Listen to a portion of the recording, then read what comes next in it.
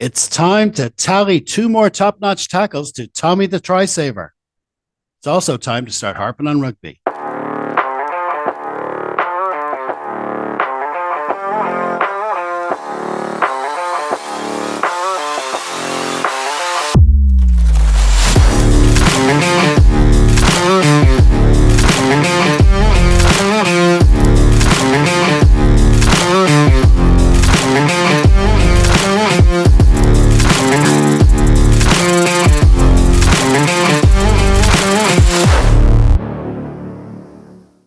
Hello, my name is Jeff Pagano, and welcome to Harpin On Rugby, where with the help of some fellow fans, I get the chance to harp on what's going on with Leinster, Ireland, and the wider rugby world. Joining me this week, I have the same pair of contributors who helped me harp on the Six Nations win over Scotland a few weeks ago. First up from the Royal County of Meath, earning cap number 67, it's Mr. Leinster royalty himself. Hello to Mr. Tom Coleman. Evening, Jeff. Evening, Connor. Good to be back. Good to see you, sir. And also with us is someone not far behind Tom on the Harpin appearance chart, making number 64. Welcome back to Mr. Conor Cronin. Good to be back again. Indeed. Great to have you both. Actually, I'm not sure since we're in the 60 cap partnership now that we're like the backies both and Victor Matfield of Harpin On Rugby pods. I don't know, Connor. There you go. Yeah, I've never been a second row, but yeah, go on. Either way, I'm a bit too short for that as well. Right. Let's crack on with our feature match of the week, which was, of course, Leinster v Cardiff in round 12 of the 24-25 BKT United Rugby Championship. It was played at the Aviva Stadium on Saturday, March the 1st. The weather conditions in D4 were dry and relatively mild as Ross Byrne got the match underway, kicking towards the south stand, Tom. But yeah, no, back in the Aviva, yeah, against Cardiff. I suppose the crowd was always going to be a little bit off considering in the middle of the Six Nations, and a lot of the domestic competitions in Ireland are sort of reaching their final games, important league games around. So I did half expect attendance to be down a bit for that reason. But still in all, it was still a decent crowd there. It was an interesting team we'd started with. Obviously a mix and match of experience and youth, very youthful bench, and obviously Bit's name in there, and Barrett's still golfing somewhere in Arizona. I'm not sure if he's back. Hopefully he'll be back for the South Africa tour. Yeah, look, we started the game well enough, as in we got straight into possession. What was interesting from the get-go, I think, we'd gone away from our tactics that we've seen all season about high-pressure defence and playing off-ball rugby, as in kicking it. We were quite happy to go through the hand an awful lot in that first phase of that game. And I'm not sure we did get the joy. On review in the first half, we did, we struggled a lot in that and didn't get the joy that some of our other tactics. So it was an interesting thing. It seemed for me anyway, if looking from the outside in, that we sort of gone away from our tactics a bit. For the first sort of 15, 20 minutes in this game, it was just a series of Leinster trying to do a bit of pressure and then just not exact enough with the breakdown, getting some turnovers. There was some knock-ons and some scrums and line-outs. So there was a real mixed bag in that sort of first 15 minutes of that game. There was an early neck tackle, I think, on Cooney. I think it's even worth mentioning him. As the game went on further and further, he got better and better. He's so elusive he always seems to break that first tackle. He was trying his best, I'd say, in the first half. I thought himself and Tector were really good. I thought Tector was the best player in the first half and probably deserved the man of the match. I thought he played well, but yeah, Cooney definitely impressed me as well. But again, we were not exact enough with the lineout, and any attacks we got in the first 15 minutes, Cardiff just seemed to turn over. I thought John McKee looked quite busy as well. He's definitely a guy that's bulked up a bit. Maybe I'm just getting smaller as I get older, and everybody seems bigger. But he definitely looked. Maybe it's the 70s, as I said, porn star hairstyle that he still has as well, that gives him looking at his like extra bulk. But he's definitely he seems to bulk up a lot, and his carrying seemed to be a lot better. He seemed to be the go-to guy a lot. In that first half, he wasn't afraid to carry with sort of gusto. I think 7 or 8 minutes into the game, with the first scrum of the game, and it's a big carry by Tector in midfield. It did end up with a knock-on. And then we got a free kick from the scrum, and I think Cardiff got a bit of an early engage. I said there was a lot of ball to hand by Leinster. We weren't looking to go behind them. Even though we were discussing in chat on our own WhatsApp group, I thought our halfbacks was a bit, the service was a little bit slow. Maybe that was to do with the messy ball, and Cardiff were were looking to make it awkward at the breakdown. But I just thought we didn't quite get the momentum we did in the first half. One of the things I noticed just before we scored our first try of the game was Leinster switches to that pod of four. You know, you traditionally see that front of the diamond, your two latchers and one in behind. It's just on review of the game. I hadn't seen it. They were going like different formation with sort of three in the pod and stuff. And they switched to four and got a sort of immediate joy. It resulted in a penalty, and they ended up kicking for a 5 meter line out. This time they went to Deegan for the catch and maul. Because earlier on we threw a lot of balls to Soroka and he did quite well. Cardiff were making it awkward, but Deegan has been real plus for Leinster this year in both on and off defensive and attacking lineouts. But it's interesting, early on we went to Soroka quite a bit. Maybe that was just a bit of bait and switch for Cardiff, just to keep them on their toes. Because when the time came to, we went to Deegan. And we got a good maul try to make it 5-0. I thought Dermot Mangan did well in that try. On looking back on it, he definitely had the bulk to be dragging that maul along. And Ross Julie converted to make it 7-0. So I think about we just about deserved the league. Cardiff really hadn't fired a shot at that stage either. But for lots of phases, they were comfortable in their defence. You know what I mean? We weren't all over them for want of, even though territory was in our favour, we weren't really pressuring them in the red zone as much. But I think just on the course of the first 15 minutes of the game, we got the deserved score. Something we haven't seen for a couple of years. You know, we bemoaned the fact a couple of years ago when Leinster were even going very well, giving tries up fairly quickly after scoring some, and it didn't take long for Cardiff to get a try back. It was Look, I'm going to concentrate on the good play by Cardiff because I thought there was some nice interplay there by Sheedy to Winnett, and eventually getting the ball out to Millard out wide, and he bit of pace and he finished the try well. And looked like the guy was delighted to score in Aviva, which is still good to see, you know, he's a young guy. But yeah, Leinster won't be happy with that defence, just sort of switching off from the restart, and give Cardiff territory back in after one or two phases. And it's interesting, there's a couple of players for Wales. I'm trying to remember the second guy, he got yellow carded in the second half. Himself and Winnett played a lot of games for Wales last year, and now they're nowhere to seen. But Winnett did show his class, glimpses of it. You know what? I can see why he got called up to the international. Yeah, I was surprised to see Winnett out of the international setup. Yeah, and the other guy as well, the back row guy, got yellow carded in the second half. His name just escaped. Alex Mann. Alex Mann, thank you, Conor. Yeah, Amen, Mr. Amen. Amen. Yeah, Amen. Another, but yeah, I know he got carded later on, but I thought it was a surprise, but especially when Eshu I thought was very impressive. Cardiff were quite happy to kick to touch. I noticed anytime we did kick, they weren't looking for contestables. They weren't looking to go long. They were quite happy to hit the line out. Maybe that was a case of trying to slow the game down and just, you know, take it step by step. Sort of the middle way through the half, there was a series of a lot of scrums and a series of a lot of lineouts.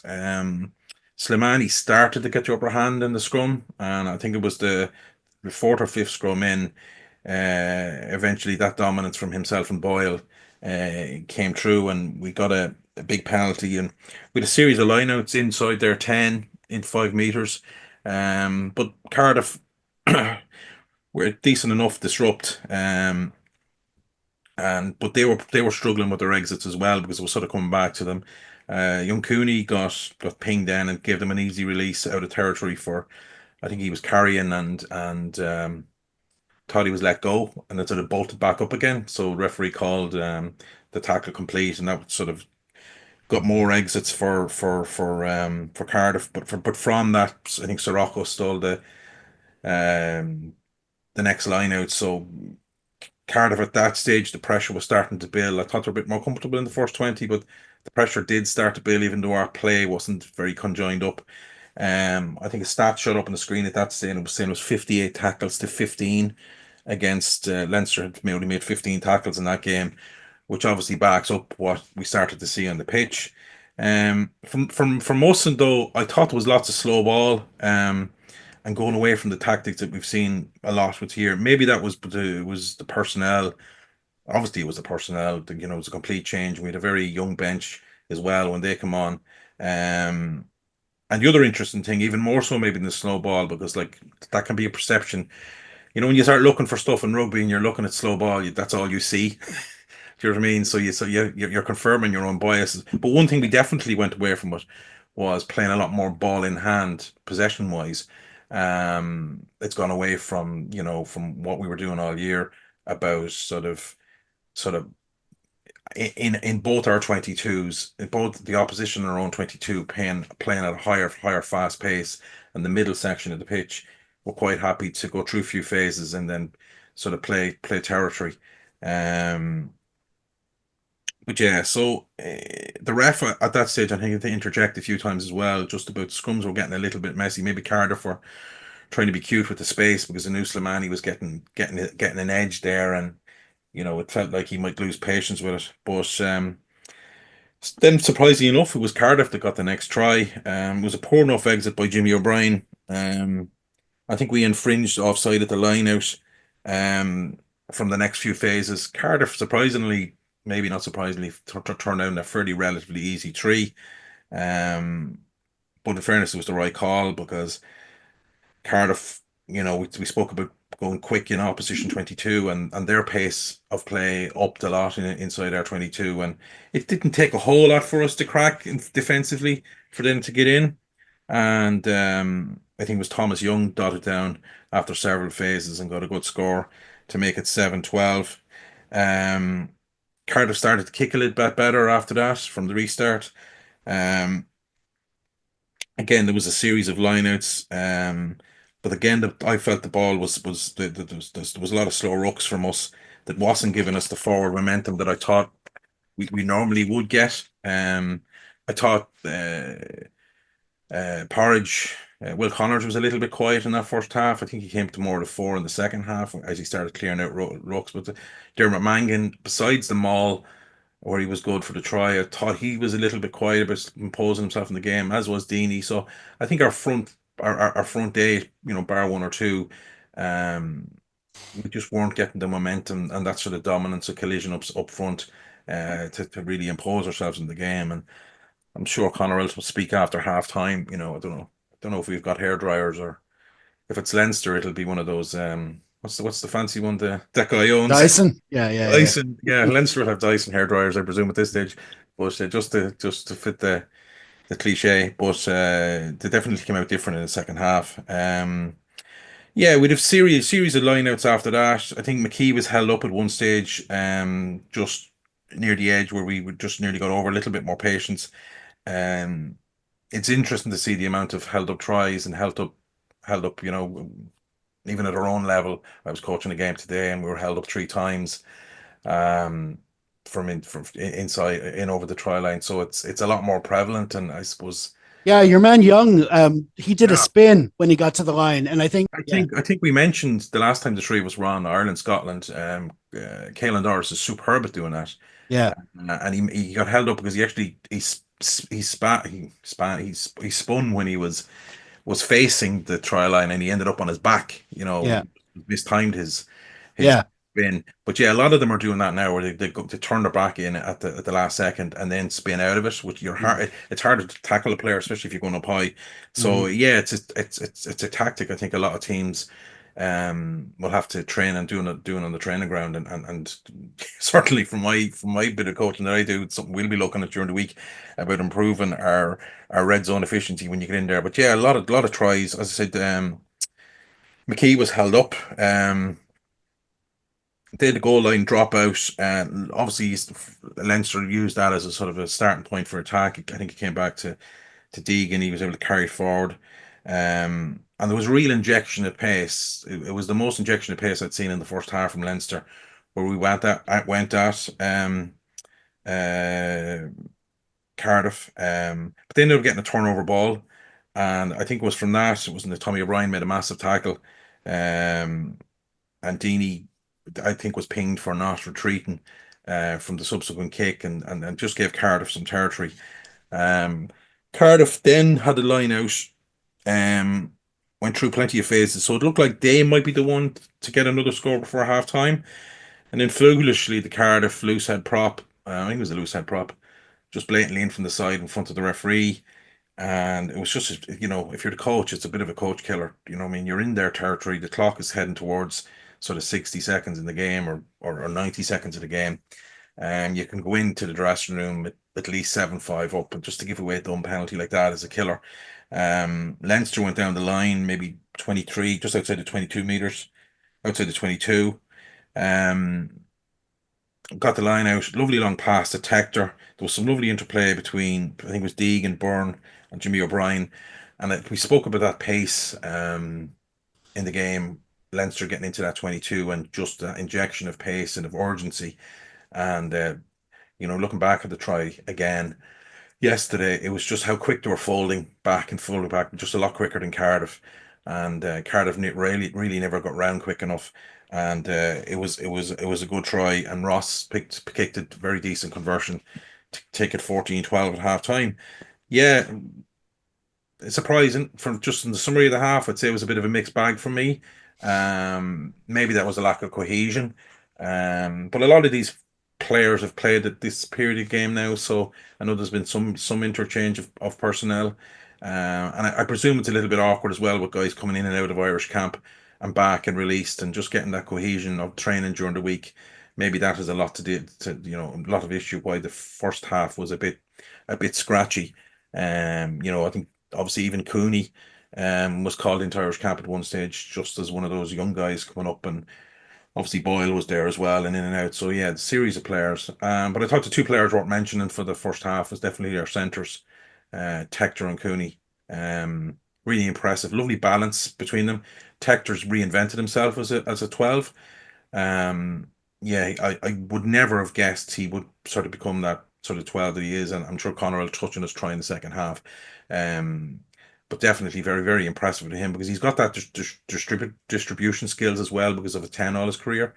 But he's definitely brought a carry to his game. He's obviously, whatever tokens Josh Van der Fleer didn't use when he was going to carrying school all these years ago, he's obviously passed on to Charlie Tector, because Charlie Tector's definitely added something to his game. And he's complemented nicely by Cooney on the outside, because he's got that sort of slinky hips of a 13, and he just seems to find meters all the time. And just it's just the little details, if you're looking at him closely, how quick he presents the ball back, how he gets the deck really quick, so it's quick recycle ball, just all those things are milliseconds that add up to getting that quicker ball away. And for a guy that seems quite slight in comparison to his teammates, he's always been able to break the first tackle and find some edge. So it's his footwork and stuff. So yeah, it's only looking back at him how much you appreciate some of the skills that you take for granted, just that footwork before contact, and getting to deck quick and presenting the ball back. But yeah, I think we were fortunate to a degree. Cardiff didn't fire a whole lot of shots at us, but that probably was slightly generous, because we definitely weren't firing in that first half. And it was a sort of a relief to get that try just before half time, and being able to go into the dressing room.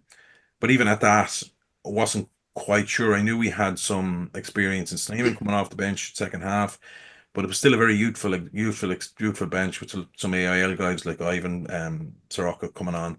So there was still a little bit of doubt how it was going to go. But all in all, quite happy to take a lead, and huge amount of improvement to do before we could say for sure that we were going to win this game. Yeah, I mean, it's that time of year when it's kind of a thrown together side, but it's still one that we over the past few seasons we've been sort of preparing well for this time of season with players who are going to be together for those weeks. So they're trying to keep those players together for the few games during the Six Nations and just after, when obviously there's our top players are elsewhere. But I suppose the standards we're used to at Leinster, we kind of have an inquest every time an attack doesn't become a try, and teams are coming to the RDS, or the RDS or the Aviva or any Leinster match, looking, with a plan to stop us. And Cardiff, we usually have to find a way around that plan. And we've said it before about this particular starting halfback partnership, Luke and Ross. This is a weird game for them, because it did take a while for them to find their groove with the ball, but over the 80 minutes, they both had good games. I think they both played well. They both did a lot of good things. Ross was nailing all his conversions. He had a couple of good touch finders. The one for that first try was sweet. It was like right in the sweet spot, 5 meter line. So there's good and bad. I mean, even Charlie Tekkers, I think, went on to be player of the match. Just before the Cardiff try, he reverted back to his out half days and tried a crossfield kick himself, which didn't really go far. That kind of was the launching pad for the Cardiff attack. So there was good and bad from both sides, which you kind of expect from a lineup like this. But like you said, there were a lot of good aspects to the half. I think Alex Soroka was doing really well. They were going to him early in the lineouts, like you said. I thought we were defending pretty well ahead of the Cardiff second try. We were holding them out. They had to go through a lot of phases before they eventually got over, but they were recycling the ball well in that 5 meters from the line, and they eventually got over. And then, of course, like you say, at the end of the half, I mean, I think that penalty was called at 39:42. That's the last, the last time of the half you want to be giving away a penalty when you're up, and for Leinster to go down the other end, and the composure we showed to put Jack out in the wide channel for Luke to go to the blind side and attack that side and get the score was something else, So like you say, we went in with that lead. What did you make of the first half, Conor? Yeah, sitting in the stands, it felt tighter than you want it to be. Nobody wants a walkover. Nobody learns anything from a walkover. So it's great that Cardiff showed up and really, really put it to us, particularly in that first half. But Tom's mentioned it. Sloppiness was, just. You can call it lack of cohesion, you can call it sloppiness, you can call it just mistimed moments the whole way through that first half where the wrong person is at the wrong end of something, or they're 2 steps further back than they should be. And that kind of messiness means that you get to that halftime break feeling less confident than you want to, less confident than maybe you would if there were other players on the pitch. But still, going into the sheds with a lead is always a positive. So, as I say, I was a little bit nervy and disappointed that we were reaching 39 minutes and we were 12 points to 7 down. So to have, as you said, to show that composure, to put the effort in, to have that resilience of mind, to say we have an opportunity now in the last 18 seconds of the half to turn this into something, and to make that happen is it says a lot for the mindset of the players, and the fact that they weren't just there to be, that they weren't going to roll over and say, geez, lads, we're running low here, why don't we just kick the ball dead and see how we go in the second half. It was that determination to get another score, and for it to be a 7-pointer was an absolute bonus. Absolutely, because we said in the preview that, I talk about our team being depleted of players. We usually, well, on Cardiff's side, they're so improved this season that not only was their coach been called up to Wales, but he brought a lot of their players with him. It's a side that they might not have been expecting to play when the Six Nations started to go to Dublin with, so they were doing well on their side, considering that they were missing players as well. But still, we got that lead going into the halftime, and like you said, the score was Leinster 14, Cardiff 12.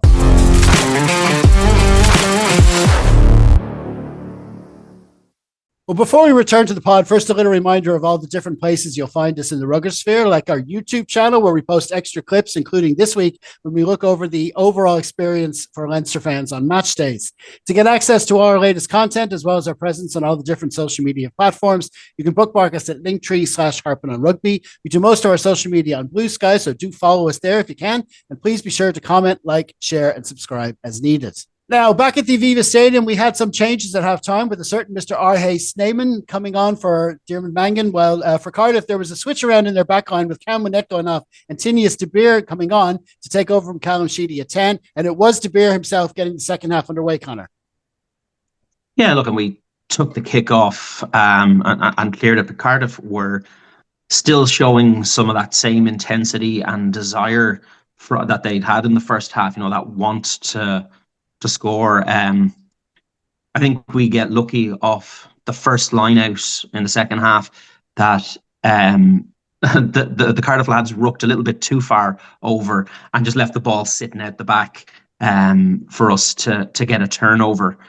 And then a couple of phases later, suddenly we've got Jimmy O'Brien making this great break with Hugh Cooney inside him, passes it off to Cooney, who, as good as he was, I was surprised he didn't have the pace there, or maybe it's just that he wasn't expected to have to sprint that hard that soon.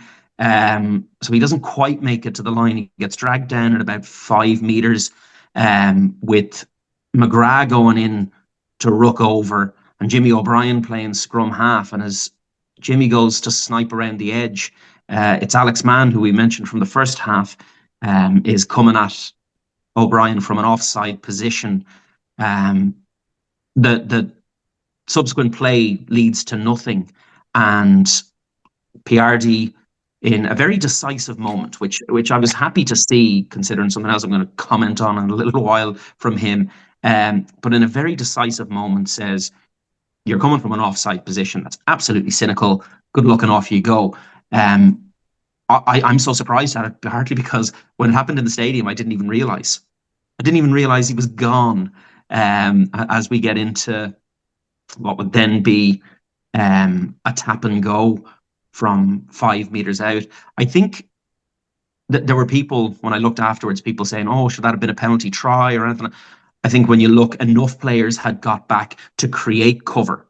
So there was never an issue of it being a penalty try, but it was very cynical that close to the line. So the yellow card is definitely deserved.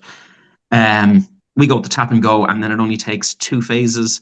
It's the second phase where Max Deegan gets the ball and powers over from 1 meter. There was nobody with a chance of stopping him from there. He came through so strong to get the next try, which Ross again converts, and we've got 21-12. Off the restart, we kick it out of the 22.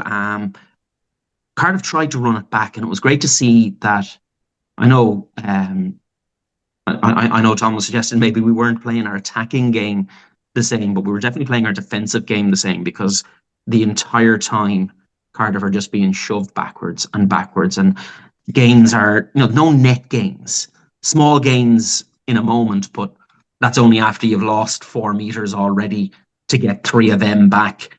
And then Alex Soroka, who, again, to mention him, he had a very good game. I think he could have been a worthy contender for player of the sporting contest. And yeah, he gets a turnover.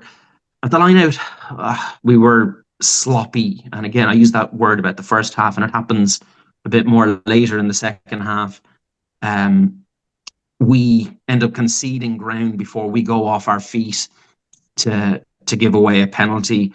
Thankfully, they overthrow the line out, so we can take possession, only to lose it to a pass that, again, it's that, what I was saying about the first half, it's players a step too far ahead or a step too far back, and the pass, which is aimed for Soroka, ends up going into touch, giving them a line out. Off that line out, they kick it too deep, and it's easy for us to take a mark and kick into touch for a line out. And off that line out, which we steal, we make some really, really good yards before we get another penalty, putting us into the Cardiff 22 for a 5 meter line out. And it's a really clean take. The maul is nicely set up. McKee breaks off and is nearly running into Will Connors, who very quickly is going, "I'm not doing anything. I swear I'm not. I swear I'm not." And the hands went up really fast in his sort of, I'm innocent here, sir. But he's not really making any impact on anybody else, so it's not too bad. But he breaks off. And in the tackle, as the Cardiff defence is trying to set itself, Luke spots the gap and snipes in for a lovely, sneaky scrum half try, the kind you love to see. And that's our bonus point. That's 28-12 because Ross converts it. And that's 2 tries while they have a man in the bin, which is absolutely the kind of return you want. 2 scores of any kind. A try and a penalty while they have a man in the bin is brilliant. 2 tries is even better. So I think it's great. Off the restart, there's another penalty for us, and off the line out, it's Luke to Ross Byrne, and then this nice little short pass straight to Andrew Osborne running a good line, who has the support of Tekkers inside him, and it's offloaded straight to Tekkers, who he's about 30 meters out at this stage. And the commentary team are going, does he have the legs to do it himself? Can he do this himself? He damn right he can. I was quite surprised he could, because it's about 30 meters. It's certainly 3 Cardiff defenders, trying for him. He's doing very well to keep one of them at bay with the hand. He's outrunning another one, and the players coming around to try and stop him from grounding the ball haven't done enough, and he's over for try number 5, which again Ross converts. He was 5 for 5 at that stage, and considering that's 5 for 5 with a couple of them from quite far to either side, really, really clean kicking from Ross off the tee, which we'd been critical about earlier in the season, but great to see him take control of that aspect of his game without any doubt, particularly for this match. Off the restart, Cardiff are trying again to come on the attack, but again, it's really good defense from us. We clear out to the 22, and off the line out, a couple of phases and 2 really good passes from the Cardiff attack get Millard into acres of space. I honestly thought he was going over for the try here. He comes running and sprinting, and out of nowhere, Tommy O'Brien smashes him. I mean, if you want to show young people what a clean tackle looks like, what a strong, dominant tackle is, where you're using the sideline as your extra defender, you smash that fella into touch, and boy, does he hit him hard. I've watched that back a few times, and it was right in front of where we were sitting. And again, because you're watching, as I was watching, the play is over to my right-hand side, I'm looking at it all happening, so I don't see out of my periphery, and there's no way Millard saw him either, because he just gets demolished. An absolutely beautiful try, and more of those, please, and thank you. It's proper try-saving stuff. Off the line out, we clear, but Cardiff are persistent at this stage, and the grubber that gets kicked through, Jimmy O'Brien gets beat by the bounce of a ball. There's 2 Cardiff players there, but the lucky bounce, and the player is there hoping for that bounce. So and it's Millard again who gets it, and it's a couple of minutes later than he might have hoped, but he gets his try. They don't manage to convert it, so we're at 35-17. And after this, we enter what I've written down as our messy period. There is loads of effort, and we never really go anywhere. And nothing in particular happens. There's a solid 10 minutes where the highlight is us winning a scrum against the head. Got to give it to Slimani, is just playing great rugby right now for us. And Jack Boyle could have come back a little bit off the ball. Off the ball is probably the wrong term to use for him. Sorry, but he could have come back looking, going, oh, bit of a crap weekend against the Welsh last week, and now I've got to play some of them again. Here we go. How's this going to go? All the credit Slimani's getting, Boyle has to get the exact same for the scrums, because it's not just, there's one where the camera is panning to Slimani going, oh, look at that, isn't he doing great? And you watch it back on the replay, and Boyle has forced the tight head up first before Slimani drives over the loose head. The pair of them are doing incredible work, and it's great to see it. I think off that, Tekkers is, for me, a little bit guilty of not being a bit cynical, maybe. I think he should have been a little bit cynical off that, because off that scrum, and the ball gets kicked through, and the Cardiff player gets there first and kind of dives on it. Tekkers just kind of waited for him to do something. And you see it happening again later in the half where Cardiff players aren't waiting. It's like, there's a man, he's got a ball, let's go for him. And okay, maybe you get called for not letting him stand up again. I haven't seen that penalised all year. Not even once. You go for that ball and force the Cardiff player to try and stand up, force something to happen. But if you stand off and you wait and you hope something will happen, all that's going to happen is Cardiff defenders are going to get there and cover that ruck, which is exactly what happens. I really think he should have just gone for it. If we got penalised for it, we got penalised for it. But I don't think he would have, and I think we could have maybe got a turnover out of that.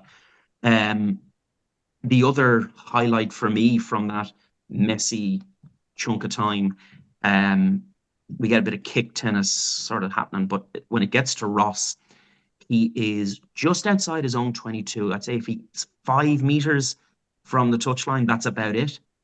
And manages to kick the ball in such a way that it bounces just outside their 22 and into touch. There's no angle on that. And the territory gain in that is absolutely huge. So I think, I think it's a really good moment for Ross there. And then a little bit after that, we get a point where they've we end up with a goal line dropout. And as that's happened, we've got 2 more debutants coming on. Debutants who got delayed so that they wouldn't have to take the scrum at the time. And then it was about 3 or 4 minutes, I'd say, by the time everything had happened, and they eventually come on the field. Interestingly, they didn't get a scrum then. So a loose head and a tight head coming on, and neither of them got an opportunity to scrum, and they might have been looking, going, "Oh, where's the lads did all right. I wanted my shot at it." But off that goal line dropout, our defence, I think, gets way too narrow. I'm not sure why Osborne was so in field. I think it's possibly because Tekkers was so in field. And Osborne, he's just too far in when he tries to shoot up again and make a tackle. And it just leaves this enormous amount of space out on Cardiff's right-hand side, which they exploit really well. Webb draws the last defender. Webb does a lot of really good work there. Again, it's one you can show kids and say, look at that. Look how he waits for the defender to commit. And then he passes it back inside for Bevan to canter over, really. And what's really annoying for me about this try is that that's a bonus point try for Cardiff. And at 4:35-24 is the score. And they're looking at a sniff of 2 bonus points, but they've definitely got 1. And that's disappointing to leak 4 tries like that. If we're playing the French top 14 system of you only get your bonus point if you score enough tries more, we don't score enough tries more in this game, and I think we need to do a bit better. And Tom mentioned, switching off at the restart in the first half, and in this case, it's switching off at the goal line dropout. We're not quite clean in our defence there, and again, maybe it's because we've got a couple of subs just come on, but it's not what you want to see. Off the restart, we end up with a line out which they steal and clear. It looked, I was convinced Osborne had been hit in the air as they cleared that. He barely has a toe down, so it's actually a really well-timed tackle. And instead, we're getting done for obstruction. That's based on this new law where you can't kind of guide the players after the kick. You can't prevent them having a clear run. The player Penny's accused of blocking isn't making a tackle.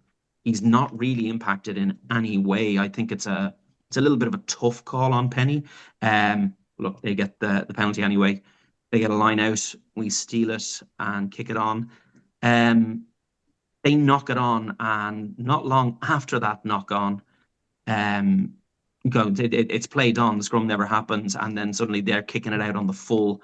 So we've got a line out with some phases. Russell gets a really nice break through before he gets tackled, and we're turning it into phases again. and then it's back out wide for him. We're all convinced it's a try in the stadium. Andre Piardi is kind of looking, going, maybe, and it's right before, Ross has the tee set up. He's the kick lined up, and he's like, we might just go to the TMO for this one. Wasted a lot of unnecessary time, I think, leaving it that long. But look, it's the tightest of calls. In a frame by frame, the ball lands probably half a frame before there's a foot in touch. But the try is given. He's diving over. I'd love to see him dive a little higher in the same way we saw Welsh players doing that last week. It's damn close, but it's the right call. He does get the ball landed just before. And again, we're right in the touchline for Ross's conversion, which again, he kicks. He's 100% off the tee for the day. Brilliant to see. And that puts us at 42-24.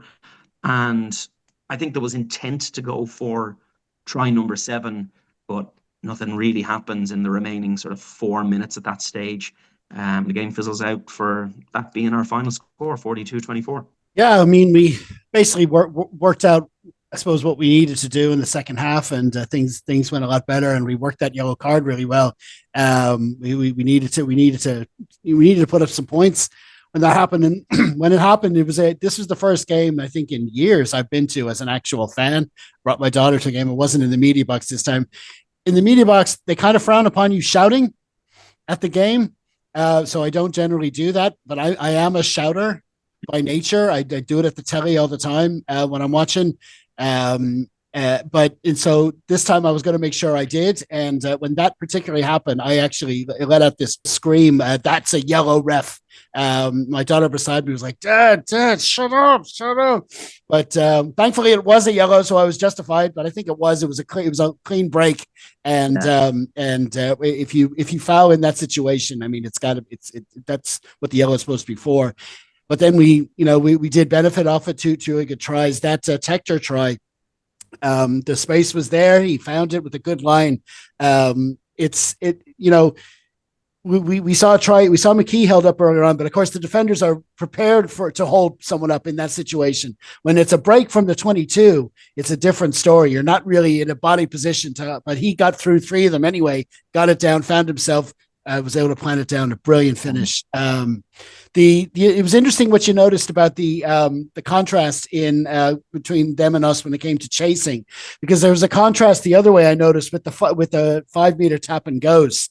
Generally with us, we tend to on the first carry we get to within 2 or 1 meters of the try line. When Cardiff had it in the first half, they barely got 1 meter. We had shooters coming out, chop tackle in the first carrier, and when your starting point is even that much further away, it's going to make it more difficult to score. There was a big difference there. But listen, it was a good effort overall. I thought Cardiff kind of deserved their bonus point in the end of it. It is a shame that we are leaking those late tries.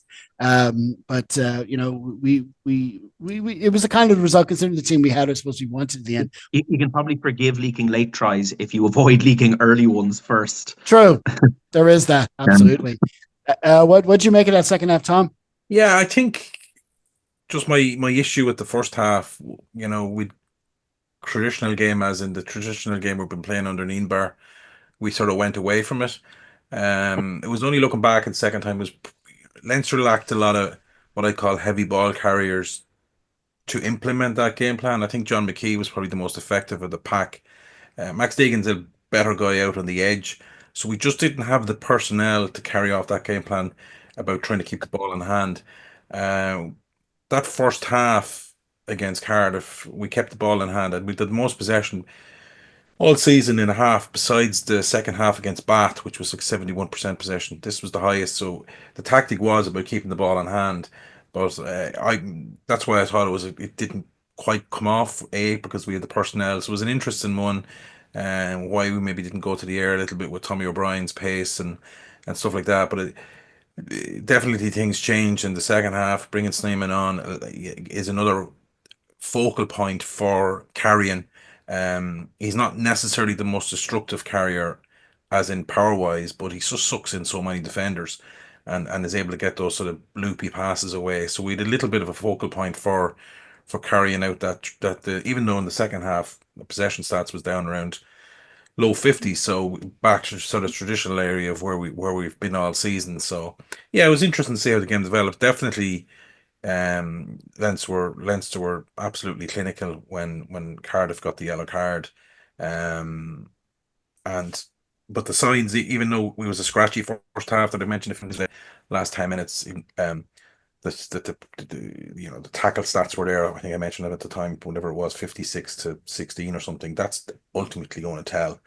And if you go man down as well against Leinster, who probably got a little bit of a uh, wake up call at halftime from the coaches to sort of add some pace into the game, some urgency. Everything just seemed to be half a step slow in the first half. So all in all, considering that the personnel that we have away, and then there's Ireland Day camp as well. This would have disrupted some players as well. To get a bonus point win was fantastic. So yeah, delighted with how things change, and it's always a good sign that I'm sure saying to Leo Cullen, who's been in the job for what are we talking now, 10 years, 12 years, and Ian Barr has won 2 World Cups.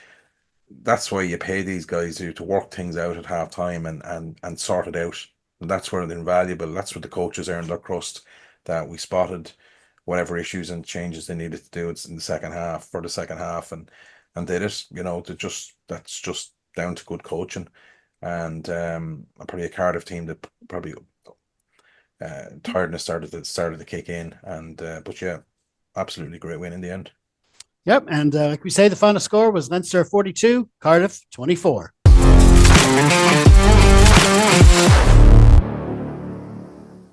Elsewhere in the URC, I don't think you could have written a better set of results for Leinster at the top of the table, as our bonus point win, together with defeats for all of the remaining top 8 clubs going into the round, means we have now opened a 12-point lead on the URC table. Definitely the tie of the round was the Ospreys getting a Jack Walsh penalty at the very death to win in Glasgow.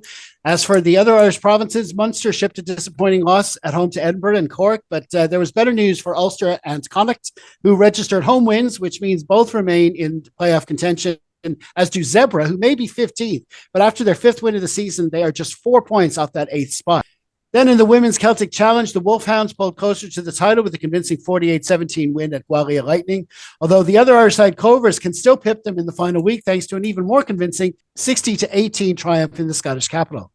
Going back to our feature match from Saturday, afterwards, Leo Cullen had this to say, quote, "Charlie Tekkers did some great things during the game. He has been a bit of a revelation for us in terms of the opportunities he's had. He's getting better all the time," end quote. And from the fans' point of view, at the full-time whistle, Michael Brannigan said this on our Facebook page, quote, "It's a bit sticky there for a while, an excellent second half, and scored just before halftime critical. The scrum was excellent," end quote. Do you disagree, or would you have said the same thing a different way? Well, we always leave the post open on the Facebook page after Leinster and Ireland matches. Why don't you join in the conversation next time? And so now this brings us to our final thoughts, starting with Tom. Yeah, as you touched on, the most important thing of the weekend was actually seeing our main rivals for the league lose, or at least the rivals for the top few spots. We've probably got enough experience at this stage to say about rivals for the league until we start doing it ourselves at the end of the season. But yeah, Glasgow losing at home, the Bulls losing at home, Munster losing at home, and even the Sharks lost the game against I think the Lions. So yeah, you couldn't have picked a better weekend in the middle of the Six Nations for results wise. Like, it was literally the perfect setup to just give us that little bit of a cushion going to South Africa. Um, Performance wise, I think obviously Leinster would be delighted to get over these Six Nations games against Ospreys, this Six Nations period with the Ospreys and Cardiff with 2 wins, especially the Ospreys away one. A lot of players have got more experience throughout this period as well. And as Conor touched on, the debutants coming on as well, like Stephen Smith, and great to see. So it just all adds that bit more depth and give them a bit more exposure to for the first team. And as I said, just on on the review of the second half, we just kudos to the coaches for just working out what I think they needed to work out at half time and fixing it. I think that's really was the important point for me. And as we've mentioned a few times, just the Tector and Cooney definitely, could be a partnership we could be seeing for a while. I think Tector now has the ability maybe to go into a really classy player. You know what I mean? That sort of ball playing, hard carrying 12, or you know, maybe Jordy Barsh has had an effect on somebody like Charlie Tector. Just he's plays quite similar, and he's got a good kicking game from his time at 10. So that could be a big negative or big positive plus if Jordy can pass on some of his of his tips to Charlie, because yeah, he's probably one of the most improved players since the start of the season. So and hopefully gets more chances between now and the end of the season, not when the other lads come back. So yeah, great from those two lads. Absolutely. And one little moment I saw as a sort of a highlight from the game, just because these two players have had injury problems. It was, you both talked about these try-saving tackles, you could call them. Even the first one, which was in our own half, but this guy was gone if he misses him. To Tommy O'Brien, and this is a trademark with him. He's done it before. Remember a couple of years ago, there's a game against the Lions. He's done them several times before. These big tackles at the last minute, not just big tackles, but big, perfectly legal tackles, as Conor said. You could run a clinic on those videos with the technique. It's brilliant. But he's had real injury problems over the years. I'd say he'd probably have an Ireland cap by now if he didn't have it. So to see him go off, having had that performance under his own steam, fine, running off, no injuries, going off with Rob Russell, who's just back himself from injury, who then goes on to get a try. Just that little exchange there, just that substitution there was a personal highlight for me as well. What are your final thoughts, Conor? Firstly, getting through the Six Nations with the wins. Getting a bonus point this weekend, brilliant. Conceding a bonus point this weekend, I've commented on that. I'm not happy about it, but we still finished 18 points clear. I had a spare ticket to this match, and Kieran Duffy, regular contributor here, he came with me, and we were talking about in the stand. We were talking about the idea of God, is this a Leinster B or a C or whatever label people are putting on it? And he very quickly pointed out, well, even a C is the equivalent of an A in ordinary level. And when you look at the quality of what we're bringing through, the quality of players who are there at anyone else's ordinary level, they're an A team. They are a number one. There are so many players there that people wish they could have in their squad. To be able to feature two debutants because all those other players have put the work in, to have fellas coming in behind the likes of Maguire, who's watching Slimani and learning from him. Tector, as Tom says, Tector, who's learning from Barrett. Our two starting second rows who are learning from Snyman. There's such quality there and such quality being built to just keep that conveyor belt going that, like I say, even our lower ranked players in inverted commas, they're still an A at ordinary level and still doing a job for us. And that's what you want. You want those players having that confidence to play like that, having the confidence to say, this is how we tackle in try-saving situations. This is how we attack when we get the opportunities. This is how we kick out a hand when we're just inside our own touchline and just outside just outside the 22, and we can still get territory gains and we can still make this game work for us. And I think this game is a really good example of that. And deserving of the tries we got, deserving of the score we put up. I'm happy. Let's see what we do in South Africa. Yeah, I mean, you talk about the C team, and which was more like an A team. I mean, we hear fans of other provinces, and rightly, they're sticking up for their own players, talking about players who are unlucky to make it in the Irish setup, and there's a lot of Leinster players in the Irish setup, blah. But I think it's up to us to probably maybe point out that there actually are some Leinster players as well who can consider themselves unlucky. I mentioned Tommy O'Brien before. You talk about Max Deegan. You talk about all these players who, in different circumstances, they can consider themselves unlucky to have not seen a green jersey ever so often as well. So that's the way things are at the moment. And I suppose we're kind of blessed to have that much depth at so many positions. Well, that's brilliant. Many thanks again to Tom and Conor for joining me. I hope to have you back on again soon. Thanks, lads. Cheers, guys. Yeah, cheers, Conor. As for our next batch of Harpin, we'll have our 80 plus column posting on Wednesday before turning our attention back to the Six Nations with France coming to the Aviva next Saturday. So please be sure to follow us on any or all of our social media platforms, which you'll find at linktree/Harpin On Rugby. In the meantime, stay safe, everyone. Slán.